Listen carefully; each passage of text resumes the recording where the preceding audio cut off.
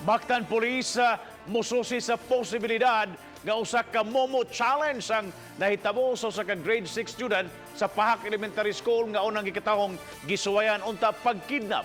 Si Luan Mirondina sa follow-up exclusive report.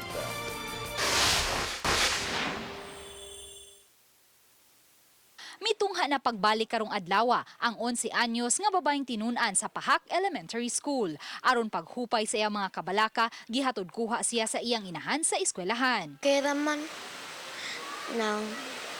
naman ko nahadlok.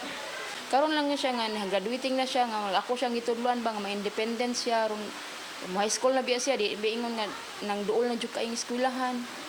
Nga ako siyang gingnan nga, mag-practice na dyan kagkuan ha, nga mo na, mag-bound siya, usay mo uli, pero musakay, gina siya, kay init, biya sad kaayo. Balik na siya, Miss Ono, ako na siyang ihatod, akong kuhaon. Di na nagawas siya, di na ako nagpagasgawason, kay kasi niya, takaybaw po ba ya. Matod ni Dina, di tinuod nga pangan, gitinguha niyang di na maka-absent pa sa klase. Ilabi na kay grade 6 student na siya ug hapit na matapos ang school year. Kaya ako na siyang gingnan nga, dili na siya hunaon kay kato siya ang tawhan na, di lang gito balik din kay na-report na biya sa police. So magpanaganan na gito siya ganhi din. Ako lang sa sigig am-amba nga, eskwela de, kay sayang kaayo, nga graduating ra ba ka.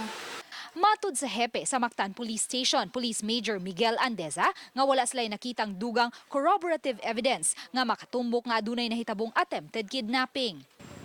Lakip sa gitutukang anggulo karon sa kapulisan mo ang posibilidad nga usa kini ka Momo challenge tungod sa nakitang kadudahang lihok sa bata. Usapod sa atong tanawon. Usapod na sa atong tanawon kay allegedly kana kuno ng mga challenge dili ka pwede mo sulti. Accordingly. So nami siya napa may gihimo na kuan kung mahangyo nato ang kuan na kay that is privacy man god ang kuan na. Possible kung mahangyo nato mo open ang kuan para i-check nato kay kani siya magduwa man siya og tablet. Sa among pagpakikinabi sa babaeng tinunan sa grade 6, gihimakak ni ini nga misalmot siya sa Momo challenge. Duwa ko game sa cellphone pero dili online. Kana mga zombie catcher, ng Minecraft. Magduwa ka Momo challenge? Dili.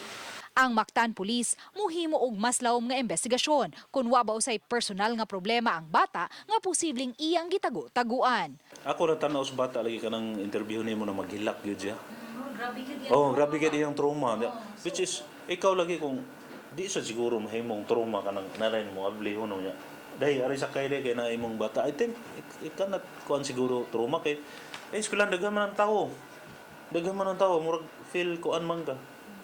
Secure na di ko so, na naman siya pang hunahunagod kay kamao man tong bata. Uban ni Rinanti Quiñones, Luan Mirondina, Balitang Bisdak.